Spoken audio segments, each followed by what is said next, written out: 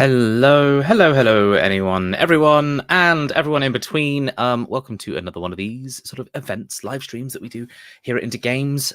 It's a Monday at 1 p.m. Happy Monday, everyone. I hope everyone's having a lovely start to the week. Today, I'm Jonas. I'm the community and events leader Into Games, and this is, believe it or not, one of our events. Today's event is going to be a Q&A session, so we're going to get someone up on stage, and we're going to sort of spend some time basically just feeding them a question, and feeding them another question, and feeding them another question until they say I'm full, or we all agree that we have had our fill of knowledge. In particular, this Q&A session is going to be with David Jenkins, and we're going to be talking quite a huge amount, really. We're going to be talking about quality assurance in the games industry, sort of asking questions about, what is quality assurance? What is a quality video game? What does that look like? And sort of a lot of the little bits of skills and intricacies that exist within QA. So that might be sort of like risk management or bug reporting, etc. And we've got some, sort of David's got some things coming up with Into Games as well that we're going to talk about. Cheeky little hint towards something that you might be able to see down in the comments below in the form of a sprint course, but we'll get to all of that later. Please don't get too far ahead of yourself. So hello to live audiences. Thanks for joining us. Yeah, you might be watching on YouTube, you might be watching on LinkedIn.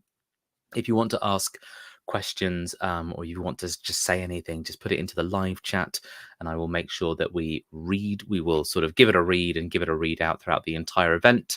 And if you're watching this as the recorded version, which will be on YouTube after we're done, hello to you in the future. Do you still have glitches and bugs in the future, or have they been solved yet? I hope you still have bugs and glitches in the future, otherwise this talk will be very hard for you to engage with. Anyways, enough silliness. Let's get our guest on stage. So we're going to be talking to David Jenkins. David Jenkins, here you are next to me now. How are you, David? Hello. Hi, Jonas. Hi, everyone. Yeah, I'm good, thanks.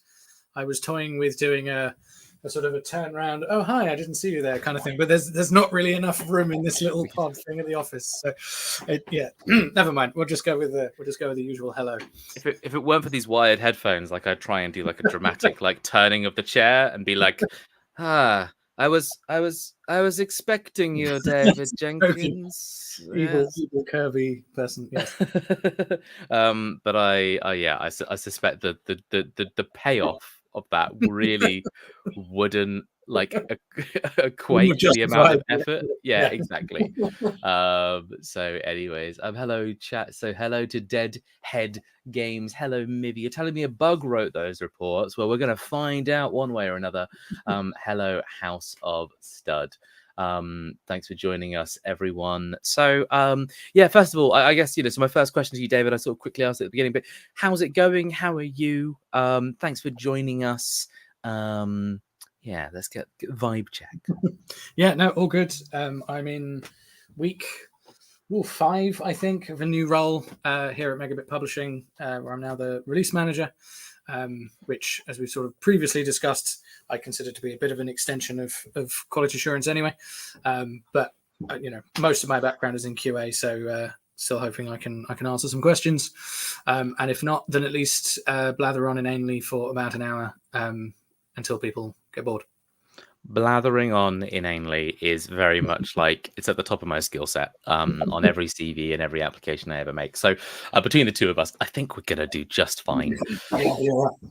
Brilliant stuff. Well, thank you for joining us. So I guess firstly, let's talk a little bit about sort of like Into Games and context. There's a context, this Q&A, of all people, David, why you? I mean, one, you're great. You've done a talk on this channel before. Why not you? But second of all, you're actually joining us for very specific reasons. Let's talk a little bit about that.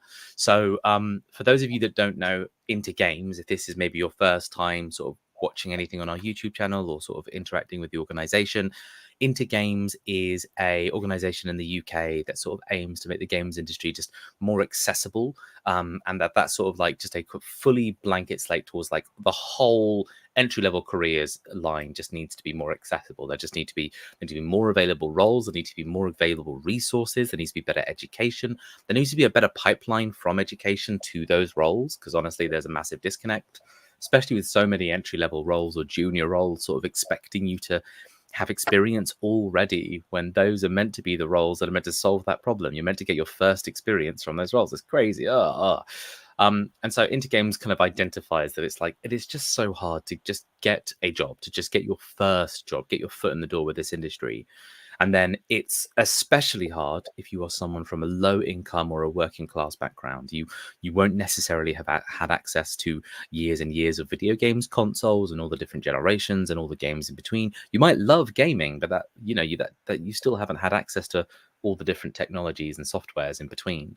You might not have had access to certain educations. You might not have had access to certain communities. You might not have been able to travel to events. You might still not be able to do those things, regardless of whether or not you couldn't do them when you were young. You might not be able to do them today. So Into Games not only works to provide these resources for free or very much like with associated bursaries, but we particularly look at areas of low income, and we look at sort of schools and studios that surround those areas, and we just try to do a sort of better job of starting conversations, building connections, and making sure that there is like a clear sort of opportunity and pipeline for how basically anyone in the games industry can actually sort of get their first career, get their career started, and from there they can flourish. One of the things that we offer, you're watching one of the things. Actually, one of the things we offer are these live streams, always entirely free. All of these events, always huge amount of knowledge and sort of free sort of industry demystification and access to industry professionals like yourself, David, who have done the work that you might want to do and are willing to actually just talk about it very candidly, very openly, and very sort of constructively. And another thing that we do are our sprint courses. So this is quite a new offering from Into Games. Our sprint courses, rather than doing like a 3-year degree and sort of that takes up your entire young adult life or whatever, or having to pay sort of thousands of pounds to maybe go on sort of a retreat in the mountains of Hokkaido, where you might get taught to program a game in some obscure language of ancient language. Instead, we do these like sort of accessible digital courses. They last 3 weeks and they're in your evenings. So like if you've got a full-time job or a full-time education, you can come home, log into a Zoom call or a Discord, and you can just get started. You can just get the work going. They're always led by industry professionals. So there's always someone who's actually done this work before on the call, who's doing it now in a studio or associated with the project. And they're there basically showing you like, hi, this is how I would do it. This is what I've done 20 times before, and I'm going to teach you all to do it now. And at the end of the course, you'll often get like a real like physical, digital portfolio piece, but you'll get something that you can share. You'll get something that you actually have and own, and like it is yours. You can improve on it, or you can use it as a basis for future work going forward. So all really massively impactful stuff, really incredible courses, and very affordable too. So at the moment, we've got a sprint course coming up with, would you look at that? It's only David Jenkins. You, David, have a course coming up. I know, crazy. So first of all, David, let me ask you a little bit about what is this course? What is the vision for this course? What are you going to be teaching people over those 3 weeks? Where's it all coming from? Give us the sort of paint a picture. So give you the elevator pitch. So the course is creating robust QA testing frameworks, which is even more interesting than it sounds, I promise. But I'll basically be covering everything that I would do if I was coming into a studio, especially indie's so huge at the minute, rightfully so. A small studio who don't necessarily have QA processes in place. They may not even have anyone doing QA. They may have no idea what QA is supposed to be. That's happened to me a number of times. So I'm not, I'm talking from experience here. And trying to figure out like, okay, so what is the information that you need from the rest of the team? What is the information that the rest of the team are going to need from you? What can you put in place to make sure that testing is done in a thought out, logical, sensible way, so that by the end of the project, you end up with a essentially better product than you would have done. And that's ultimately the goal, right? The point of QA is to work alongside the rest of the development team or the publishing team, depending on where you're sitting within QA, to help make the best game possible, right? We all want to make awesome games. everyone's putting in their best efforts to do that, and QA are just part of that process. So. Nice, amazing stuff. Thank you for that. And so you're going to be sort of, I believe it's from the 7th of October. The first is normally the first Monday of every month. So yes, the 7th of October is the first Monday of October. That's when it starts. And then it lasts for 3 weeks. So there are these, the way these courses work is there'll be a couple of days where you're just sort of given the brief to work from. There are a couple of days where we actually get guests from other parts of the industry to come in and sort of deliver their own 1 hour masterclass to you. There are some days where we look at the work and we sort of do a review of it, like a sort of a live portfolio review or feedback session. And then, most of the days are just spent with you, David, very much, you teaching your content. And so one of the things that I, eventually would sort of like to dig into a little bit more is what are the 101s on that, or what are the things that if I'm going into that course, maybe what should I be thinking about? But today, I think a lot of the questions will hopefully start to open up this idea of why it's not obvious, why it's not easy, why people don't have this knowledge and these concepts and these processes just built into their brain the moment they start thinking of a games project. And yeah, really starting to understand the value of having competent and sort of robust quality assurance processes in any given project. I'm sure it's actually probably quite relevant even beyond games.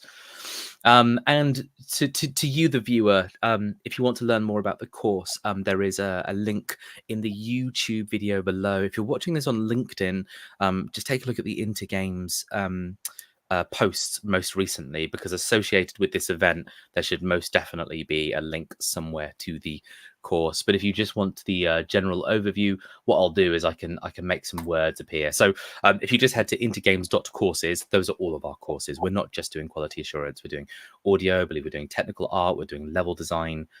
We constantly have courses that kind of cover different areas of the games development pipeline on the go and upcoming. So please do just take a look at the portfolio if you're interested. If you're interested in audio, by the way, we'll be doing an event on Thursday. So ears up for that one. And if you're really interested in this event that we're talking about now with David Jenkins, then we've given we give you a little sort of seasoning on top, which is the form of a discount code. So at the moment, we've still got an early bird discount running on that event. But for anyone attending this event, we've got a slightly bigger offering.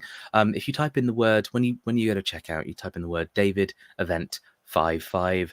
I believe that's all capitals. David Event 55, all one word, no spaces, and that will give you 55% off the course, which is pretty amazing. And if you're someone, you can pay monthly for these courses as well, so I believe that makes the financial aspect just a little bit easier, in case you're worried about that kind of big burst of money. And if you're anyone from a low-income background or you need financial support, please just I believe there's somewhere on the Sprint course where you can see what financial aid we offer. And if you reach out for financial aid, it could be that we're able to somehow make that just a little bit easier for you in conversation. So please do check it out, because it's exactly what we're all about at Intergames.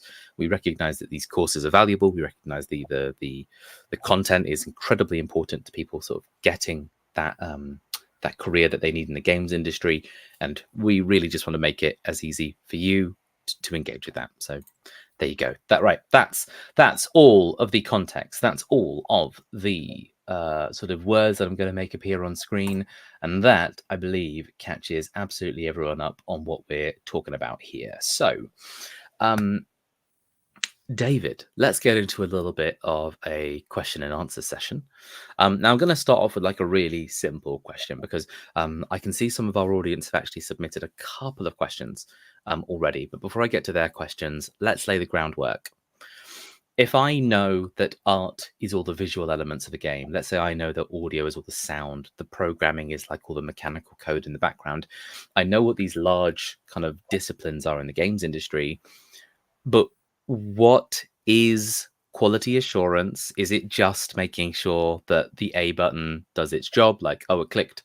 Oh, great. QA did their job. Amazing. Is it just making sure that there are no bugs? Oh, the number says what it's meant to say when I hit him for 10 damage. Cool. Great. We've done our job.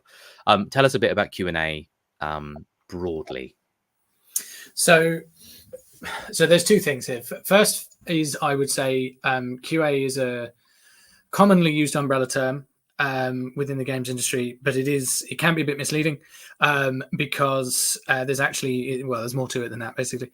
QA arguably, which is quality assurance or quality assurance if you're Creed from The Office, is about doing the work to ensure that what comes out of a development cycle, whether that's the final game or smaller parts, because you don't just build, there you are, there's the entire game, go.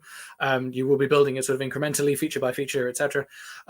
So anything that comes out of that cycle should meet pre-agreed quality standards. And we can talk a little bit more about what on earth does that mean. Quality control is sort of the other side of that. It's once the thing has come out of that development cycle, it's then essentially double checking and going, okay, but does it actually meet those standards? And it also usually covers other standards as well. So all the first parties, Xbox, PlayStation, Nintendo, etc., they all have their own standards for games that they must meet certain requirements around how they handle multiplayer, how they handle communication, how they handle their install systems and their save systems and all those sorts of things. And I mean, I got my start in the beginning of start in the games industry. I got my start doing those checks for Xbox at the Xbox as part of the Xbox cert team. So I've worked that side of the fence and on the publisher side and on the dev side. So I've done a little bit of everything. But yeah, so in terms of, is it just, does the A button work? Is the number the right number? It's certainly not just that. Obviously, that's key. That's important. Someone needs to be checking those things and making sure that that's all good. Is it making sure there's no bugs? Sadly, not. I would love to say that it's making sure there's no bugs, but there's almost never no bugs. One way or another, there'll be something in there somewhere, unfortunately, for most games. But it's trying to reduce the amount of bugs or the amount of bugs that have an impact on play, because there will be some bugs that are, does it really matter in the grand scheme of things? No, it might be slightly annoying for some people.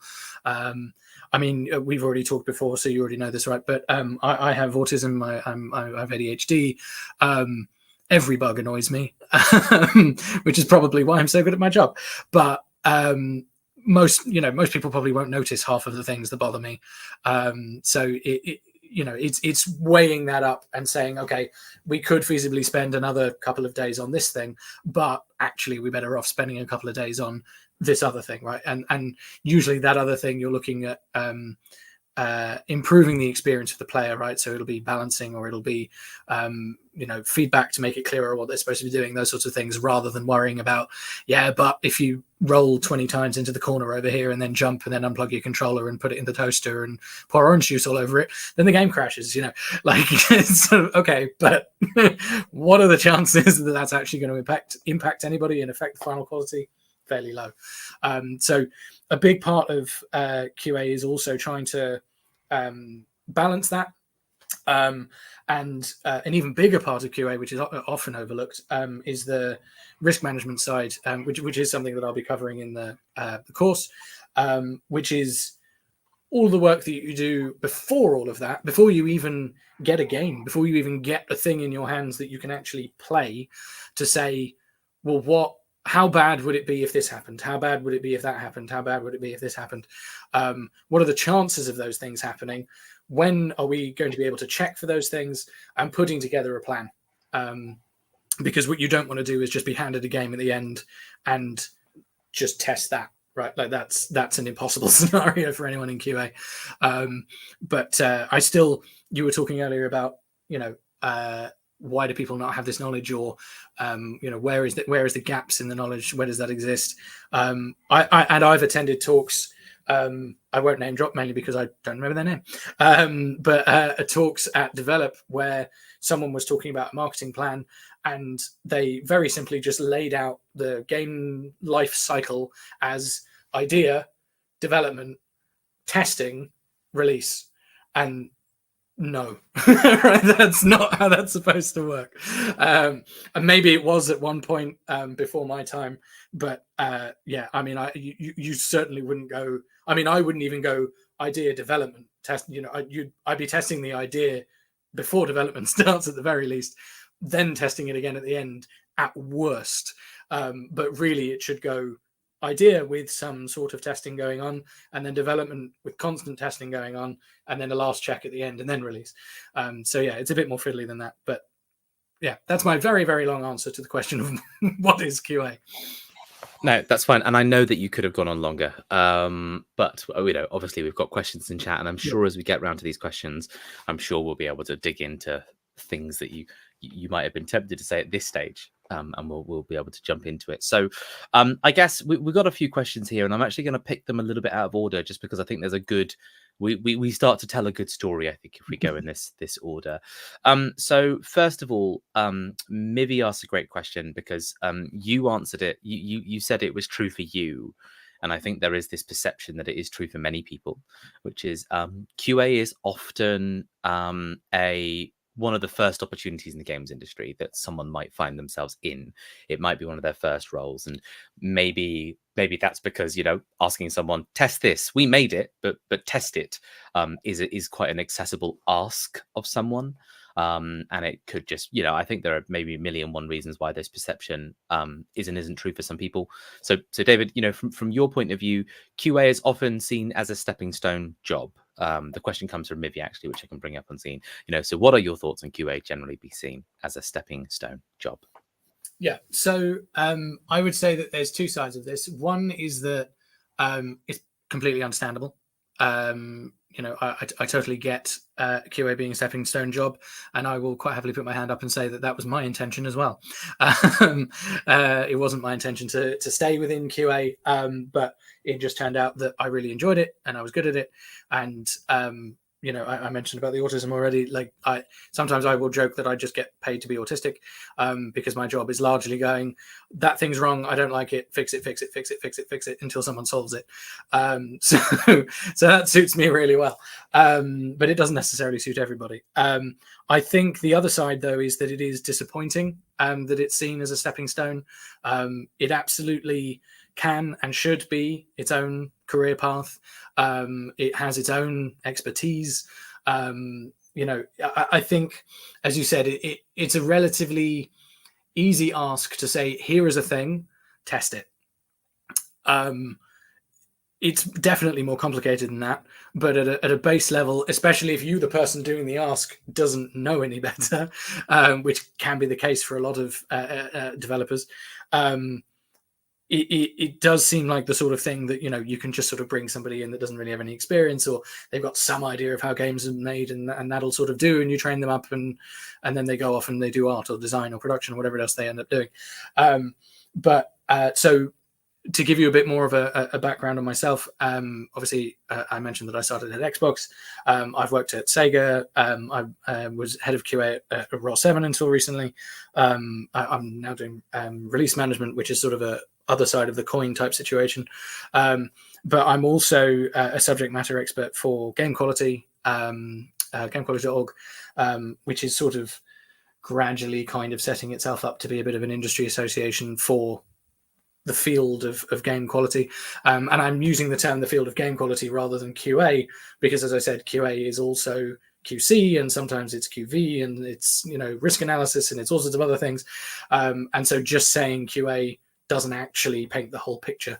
But yeah, so, we are working on changing that perception, right? We are working on making it so that more people understand that they can have a career within game quality, and also making it so, hopefully, that more studios, publishers, etc., also place more value on game quality as a not as a discipline. I'm not suggesting that people don't think that it's important, but place more value on it as a career, and actually start looking at, well, what are the career progressions? How can we build people up through this, rather than I don't want to say conveyor belt, because that's maybe overselling it slightly, but the churn that you can have within quality departments, where people come in for relatively short stints before then moving on and doing something else.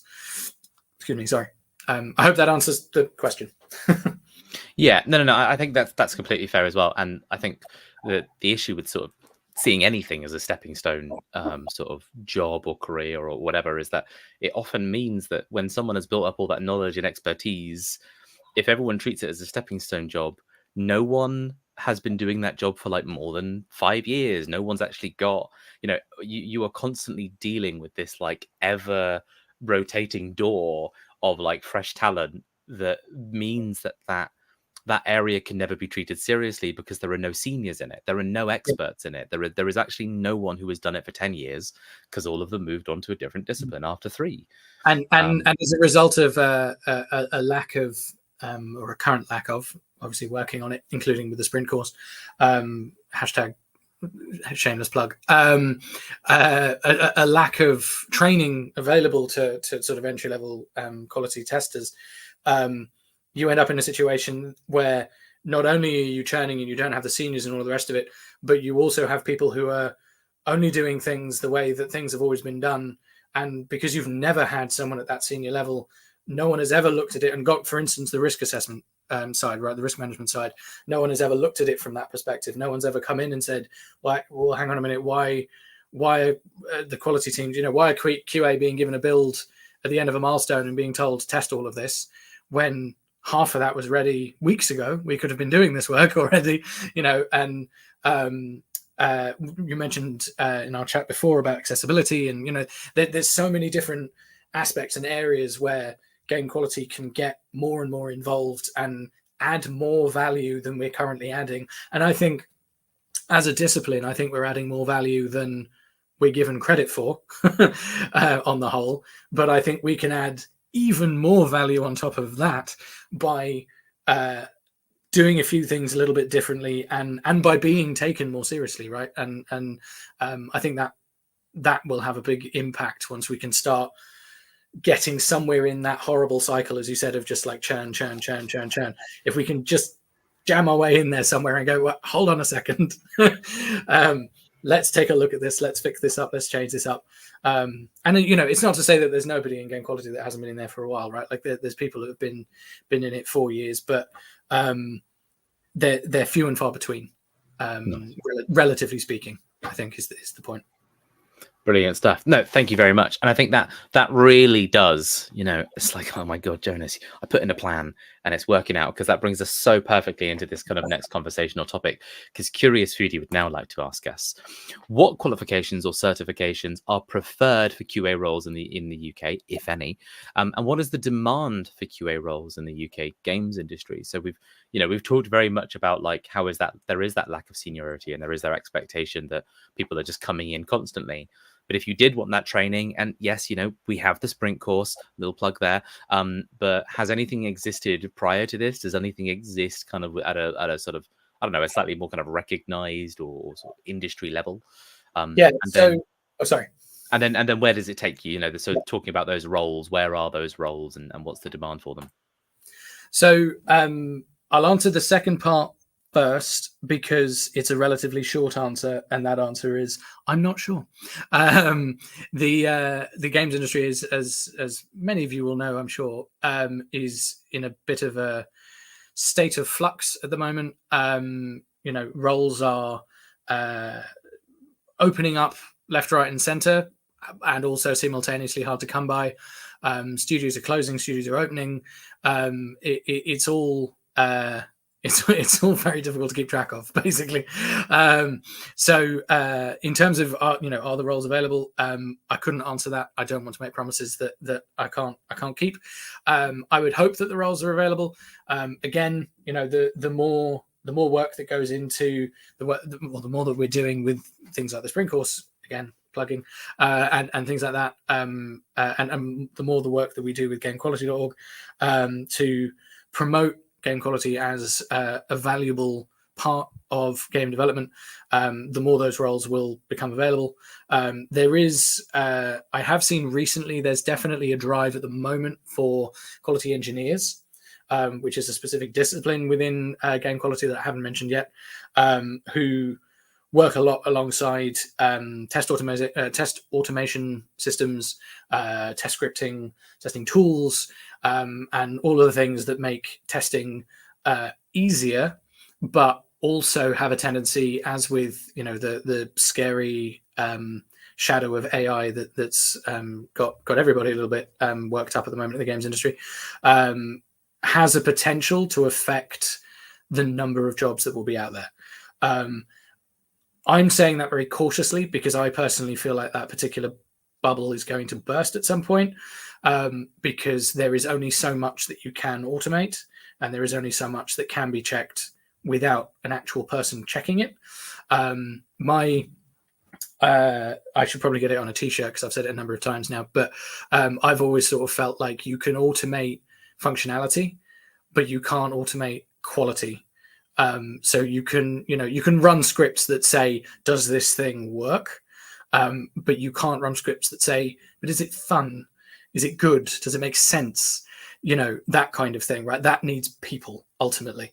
And there's some crossover with some other disciplines that, again, we can talk about later. UX, for instance, user experience design, is a relatively new thing within games. It's been a thing for many years, but games companies are only sort of just about getting their head around it, and realizing that it's not just designing menus. It gets more complicated than that. So yeah, that hopefully kind of answers the first question. Sorry, the second part of that question. The first part in terms of qualifications. So I don't recall off the top of my head, so I'm sort of taking a bit of a leap here, how much I'm allowed to say about this. But game quality, we are working on a cert program. That's one of the things that I'm doing with gamequality.org, is we're trying to put something together basically to say, to have a standard, right? To have a thing that says, right, once you've done this, you have met a standard that suggests that you know what you're doing, and you can go into a game quality job and hit the ground running, rather than have to be sort of trained up from scratch. So that's something that is incoming. No more details on that. There does exist other qualifications like ISTQB, which is a software, the International Software Testing Quality Board. I can't remember, something along those lines. And they do have a game specific course. I've not done it. I've not gone anywhere near it. I have no comments on it, but it does exist. Beyond that, I mean, genuinely, game design courses, programming courses, art, audio, whatever, like anything that is to do with game design is still useful. I think my sort of, if I'm interviewing someone, let's assume entry level. I don't know what everybody's experience is that's watching this in a minute, but let's assume entry level.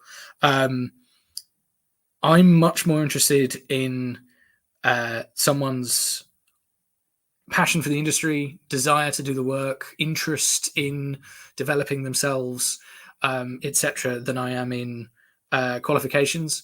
But my background before I got into games was I was a martial arts instructor, believe it or not. But that's a whole separate conversation. But my background basically is in teaching people things. So I feel like if you want to learn the stuff, I can teach it to you. And so I'm much more interested in getting the people in who I feel like are going to make the biggest impact with their effort and their drive, rather than with their knowledge and their experience for an entry-level job. I mean, you've already made the joke before about the years of experience required for a junior role, and you're sort of going, what? And there's, the LinkedIn, half of my LinkedIn feed is memes about that at the moment. But for me, that's not the thing that I'm particularly interested in. It's very much more about the person. But part of that is because these qualifications haven't, they're not really prevalent.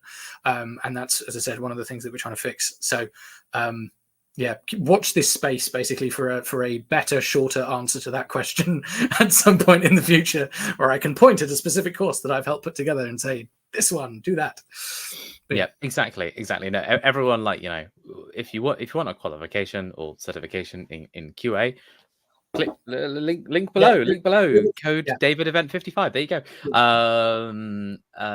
But thank you for sort of talking about that and really expanding on that. It is just so interesting because it's not a new thing, right? It's not existed for a short amount of time.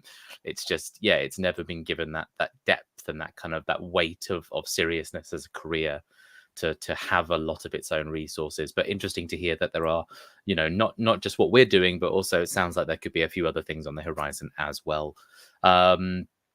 Excellent stuff. And then, one of the first questions asked in chat, but now that we've talked a lot about the history and the context of QA and what it means to learn it and at that entry level industry, let's talk a little bit now about what you were saying earlier, actually, which is like, well, you want to help people implement sort of some of their own test plans into sort of smaller projects. There are going to be teams out there that, their budget can fit a programmer and a designer and a coder and a producer, but where the budget might not stretch to a focused and specialized individual to handle quality assurance and testing and etc.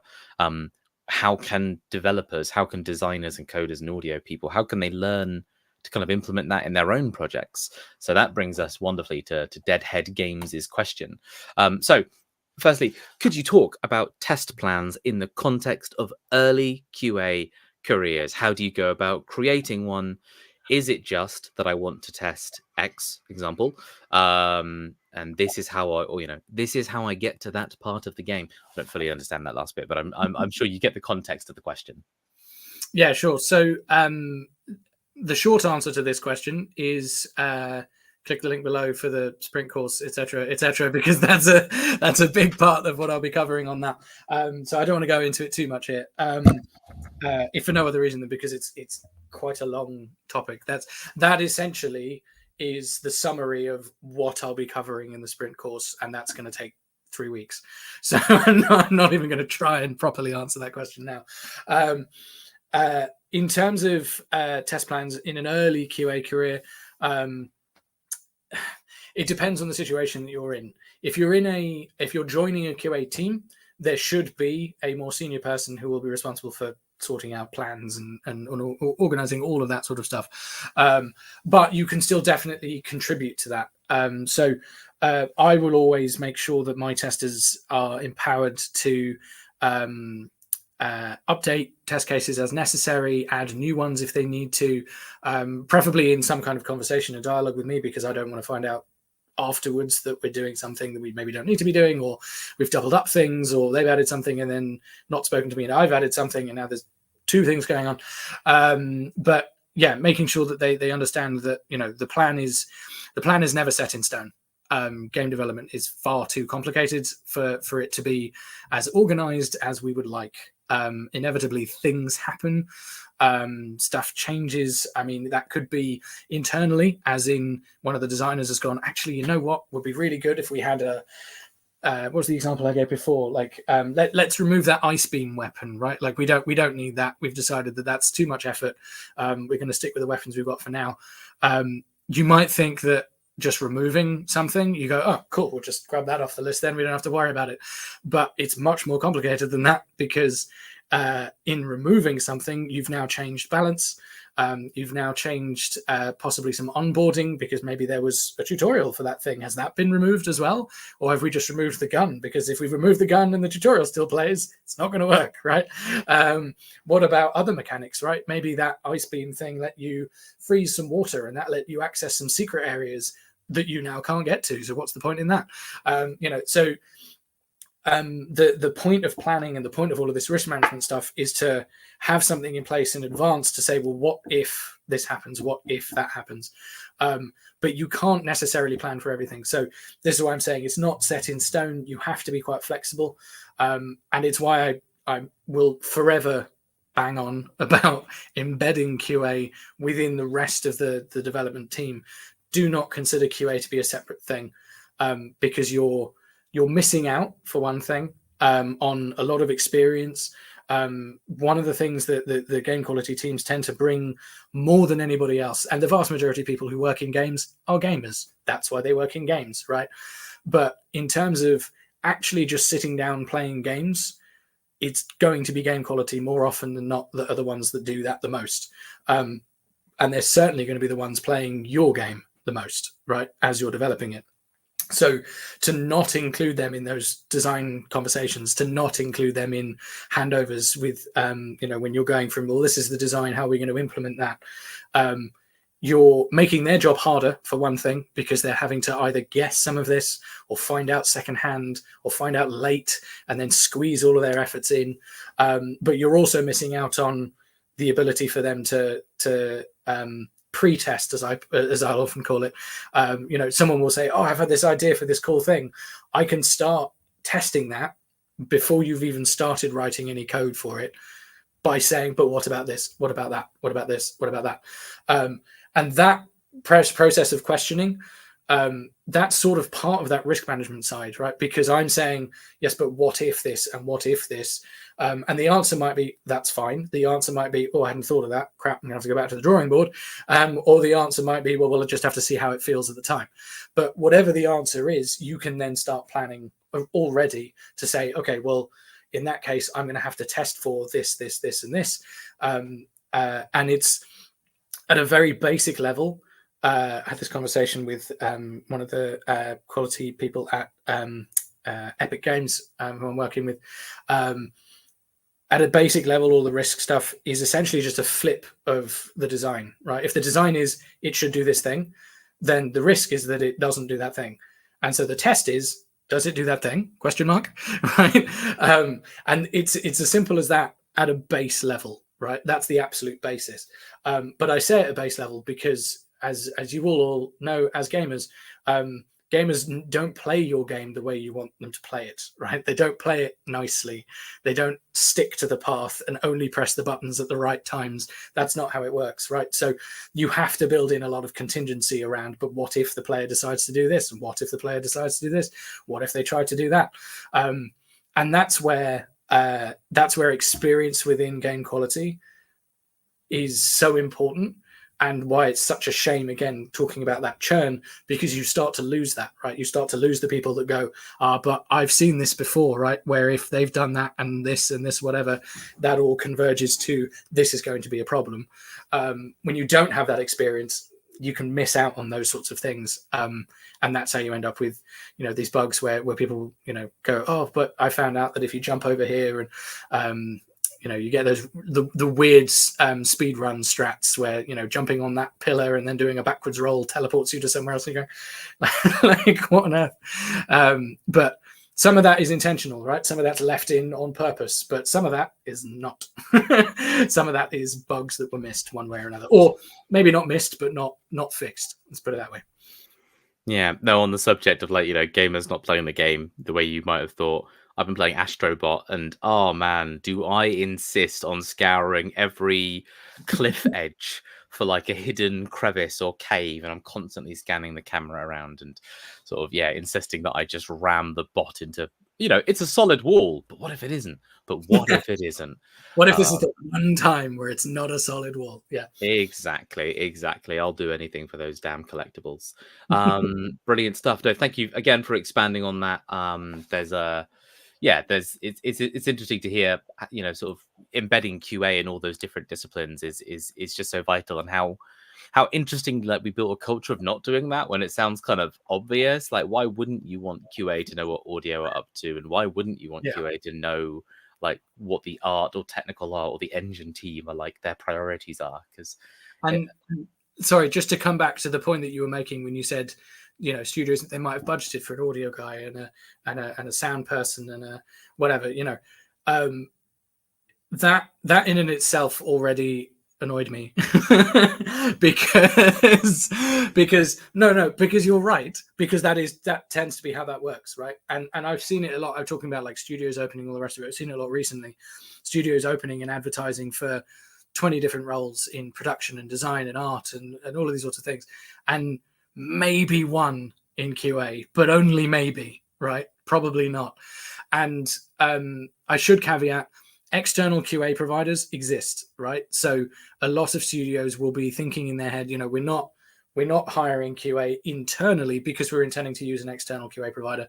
And that's fine. I think you still lose something with that. It depends on the provider, and I'm not going to go into that either because I'm going to upset some people probably. But they're doing their work and they're great at what they're doing. But for me personally, I just feel like you can't beat someone that's just there, part of the studio, they're doing the work. And yeah, it is frustrating to see. I feel like if your budget doesn't include a QA person, then you've budgeted wrong. Basically, if you're opening a studio and you have no one responsible for quality, like you have to think about what that means as a sentence, right? Yeah, and you mentioned it. Anyone responsible for quality at our studio. Well, then what are you expecting to produce at the end? Do you know what I mean? And you mentioned it earlier, right? How they're responsible for like the fun, you know what I mean? Like the game being fun, right? And it's like, well, if you have no one making sure that the game's fun, and what if you release a game and it's not fun? Well, you didn't have a person who literally should have just spent 3 years saying, yes, this is still fun. Yes, this is still fun. Yeah, no, it's actually still fun anymore. Yeah, exactly. Yeah, yeah. And I mean, I think part of the problem is that the idea, you like to think that you could do that yourself, right? As a game designer, that you know what fun is, you know how to make your game fun, and that's fine. But there is an adage and I'm coming back to UX design again here, which is very much the other side of a coin from QA for me. So there's an adage in that, which is you are not your user, and the same applies to games, right? You are not your player. You might think this is great, but first of all, you made it, so you would hope so, right? If you've made it and gone, oh well, this game is rubbish, like that. I mean, that's on you. Like I can't help you with that. But also, like, you have a lot of knowledge bias, right? You know your game, you know how it works, you know exactly the sort of game that you want it to be, you know exactly how you want it to feel, and quite a lot of the time, especially on the indie scene, and I don't necessarily see this as a bad thing, but you're making your game for you, right? And there will be some players who are just like you as a gamer, and they love exactly your sort of game, but there may not be a lot of them, right? I'm not advocating for mass appeal over innovation and like interesting mechanics and all those sorts of things, but there's a balance to be struck there, and it's hard to find that balance by yourself, because you simply can't represent everybody by yourself. And so I do feel like if nothing else, something that Game Quality add is just another person, right, to run it by. And you can, you run user studies and all sorts of other things on top of that. But if your first port of call isn't someone that is there, and I made this argument before, that doing user testing on builds and those sorts of things, but not taking your internal team's viewpoints into account, feels really backwards to me, right? Like, you've got people who you're already paying them, they're already there, you're already giving them money to do the work, but you're not necessarily listening to their feedback on things. And that can happen sometimes as well, because there's this tendency to sort of, again, because of the undervaluing of QA as a discipline and as people with experience and all those sorts of things, there can be a little bit of a, well, that's just QA saying that, right? But what does that really mean? What do they know? And yet you'll send it to people who don't work in game development at all and just play games and fully believe everything that they say. So it's a slightly backwards way of doing things for me, but there we are. I've got two really good questions in the chat that I want to make sure that we sort of squeeze into in time. Now, first of all, so I'm going to bring up the question from Dan Tonkin. Dan Tonkin asks, what software are QA entrants expected to demonstrate in order to land consideration for an interview? Now, earlier you mentioned, it's often that if the person has the right personality or you can teach them QA, but what's important is that they sort of come with some of the right fundamentals. So I guess really I want to open up that question of what are the fundamentals for QA? What's non-negotiable? What is negotiable? But also, what do you notice other roles around you? Because you're quite an open-minded person who knows how you might be able to teach someone. But what if someone does need to know this stuff and hit the ground running? What does that look like? So I'll try and be sort of quick with this. Sorry, I've been rambling a bit. Game engines are a good start. Unity, Unreal, Godot, Godot, however you pronounce that one, the other one. Those sorts of things are a good starting point. It very much depends on the role. and it's sort of a slightly nebulous response, but it does very much depend on the role. But I would definitely get some experience with the game engines. Project management tools are useful. Bug tracking tools. Jira is probably the most commonly used, but others do exist. ClickUp, Monday, etc. Are also a good idea because as much as I keep banging on about that, QA isn't just about bugs. A good chunk of QA is still about bugs, right? One way or another, it is. So understanding those systems is a good idea. You can usually get like free trials to these things. You can play around with them a little bit and just give yourself some idea of how they work. Otherwise, a lot of the time it ends up being proprietary tech, whether that's SDKs from the first parties, so software development kits, from Xbox and PlayStation or what have you, which you won't be able to get hold of, at least not very easily, if you're not already part of a development studio.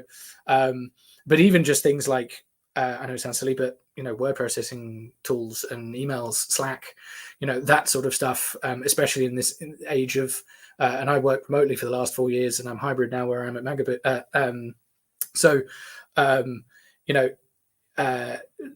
Being able to understand those sort of remote systems, like I said, like Slack and Discord and all those sorts of stuff, that can be useful as well.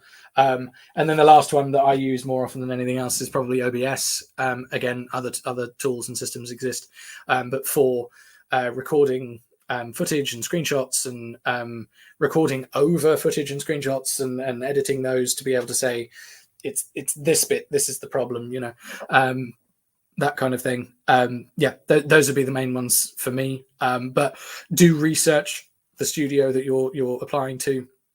If they're a studio that is working almost exclusively in Unreal, make sure you're learning Unreal and not Unity, right?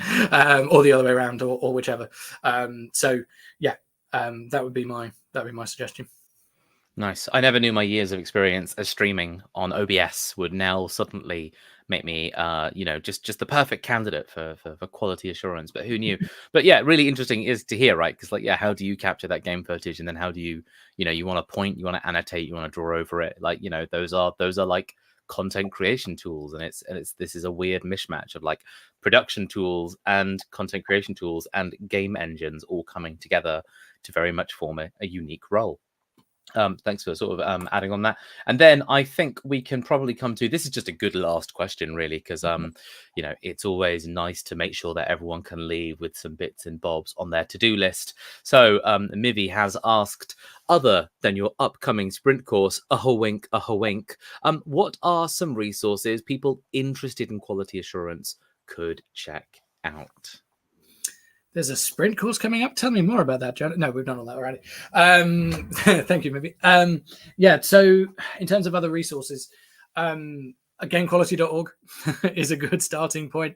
I will plug that because I'm helping them with some various bits, but they've got some resources on the websites, and they do similar things to this, where they'll do Q&As and they'll do little presentations and what have you that are all specifically around game QA. So they're focused on this discipline in particular.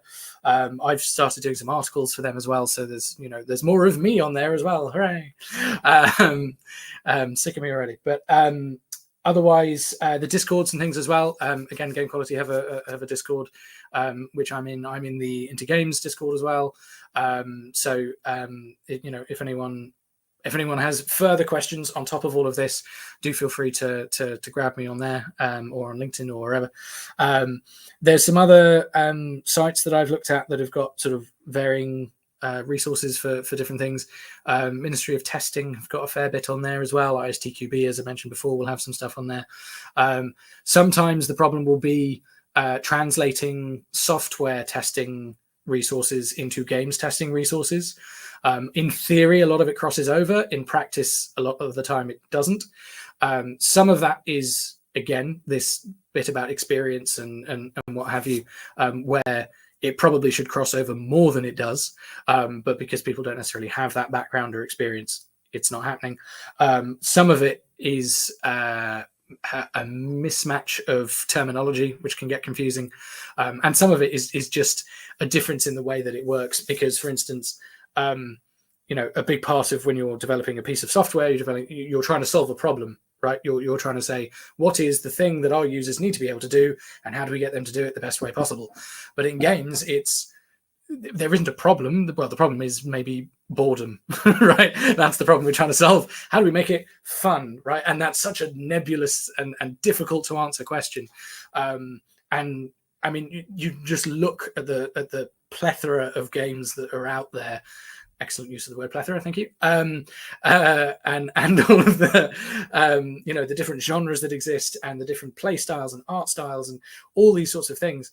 Like, there obviously isn't one answer to that question, right? There's millions of answers to that question, and so the process tends to be slightly different as a result, because we can't always just look back and say, oh, well, yeah, but they need to be able to order fish and chips more quickly or whatever, right? That's their specific goal, and we want to help them with that specific thing. It's much more sort of open-ended than that. So you will find that there is a lot of crossover from software development, but not all of it crosses over all that well. So you may have to take some of it with a pinch of salt. That's all. Brilliant stuff. Thank you so much. Thank you for the question, Mibby. Thank you everyone for your questions. Deadhead Games, Curious Food, Dan Tonkin, Mibby. Thank you all for your questions. We're sort of catching up to the hour now, really. So I think we're going to start to wrap up our conversation here. But of course, what kind of Q&A would this be without a massive thank you to you, David?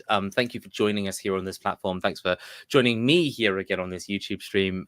It's always a delight to chat with you. It's always a delight to know what's on your plate and what's on your brain, and what knowledges you've got to share at the moment. And thank you for sort of spending the time to sit down with us and just basically, yeah, with all your experience, just giving it away, you know. And of course, to our audiences, again, live or offline, wherever you're watching this, assuming that we haven't reached the month of October in the year of our Lord 2024, then do we have a real good opportunity, of course, for you. So first of all, yes, if you're joining us late, or you haven't really got the message yet, one of the big sort of contexts for this talk is the fact that David Jenkins will be doing a 3-week course in collaboration with Indie Games starting on October the 7th. It is one of our upcoming sprint courses. It's particularly titled, scrolling up, Quality Assurance, Create Robust QA Testing Frameworks with David Jenkins. So if that sounds like the course for you, then please do check it out. There is a link straight to the course in the description of this YouTube channel. There should be a link to the course as well on this YouTube video. There should be a link to the course on our LinkedIn pages as well. And if you are watching this before the 19th of September, so that means even if it is 11 p.m., 55 minutes past the hour, you've got 5 minutes left to type in the code David55 to get 55% off the sprint course. And again, we work really hard to make these courses accessible financially and generally speaking. So if there is still a financial barrier, despite the discount codes, despite everything else, we've got a wonderful sort of page that's all about affordability on our website. Please do check it out. You could be eligible for a much sort of, for more financial support from us. So please use it if you need it. Don't hesitate. David, before we leave everyone to their beautiful Monday afternoons, or whatever day it is for you in the future, do you still have Mondays out there? David, is there anything, I, for example, I know that you do a bit of writing, don't you, on a weekly basis? You sometimes let people know things. So with that in mind, as a bit of context, is there anything that you want to plug? Is there anything that you'd like to share with people before we finish up? The floor is yours. Yeah, sure. Do please check out I have a LinkedIn newsletter going out on a weekly basis, albeit it's actually not going out today because this. But I have a weekly newsletter that you have ruined, Jonas. But it goes out every Monday at 4:00 called QA UDHD. And it's about my experiences as someone working in QA in games who has ADHD, which is autism and ADHD. It's also available in podcast form, which is basically just me reading out the newsletter to make it more accessible and so that you can listen to it on the train rather than having to read it or whatever, or in the car. where reading is a bad idea. Yeah, it's QAUDHD. Available at various podcasty places, and on LinkedIn. But yeah, do feel free to add me on LinkedIn if you've got any more questions, or find me in the Discord for Indie Games. If you've got any more burning questions you didn't have time for. Yeah, and you know, and you know, shout out to you, David. You are active in that Discord. You are often, you know, more than happy to jump into a conversation, especially when it's in your wheelhouse for accessibility or quality assurance. And thank you for doing that. A huge thank you to our audiences. Thank you for your plethora of questions. You've all been absolutely gorgeous and wonderful, and massive appreciations to you, all of you being here today. And if you're here live with us today, just so that you know, upcoming this week on the Intergames events calendar on Wednesday, we have a discipline deep dive into marketing with Kat Wellsford, who works over at Splash Damage. Kat's going to tell us quite a bit about just like some of the fundamentals of marketing, rather, you know, some of the simple basics there, so that we can all sort of get that vocabulary and understand what is important when marketing a game, or just anything sort of in the games industry actually as well, because not all things games industry are actually playable video games. And on Thursday, we're doing portfolio reviews. We're doing portfolio review with Greg Lester, specifically in the audio field. So if you're a sound designer, if you're making noisy bits for video games, come and ask Greg, is it good? Is it good enough? And Greg will be able to look at some portfolios and just provide some advice, you know, really what will strengthen these portfolios, what do portfolios and your reels need to have in this day and age. Should be a fantastic event for anyone sort of getting their feet under in audio as well. So a real good mixed bag of different disciplines and events this week. So I'm sure there's something in there for everyone. David, thank you again. Audiences, thank you last time. Thanks, everyone. Thanks, everyone, for joining us. That's it for now. Everyone have a lovely Monday afternoon. See you later this week, possibly. All right. Bye-bye, everyone. Bye. Bye. Bye.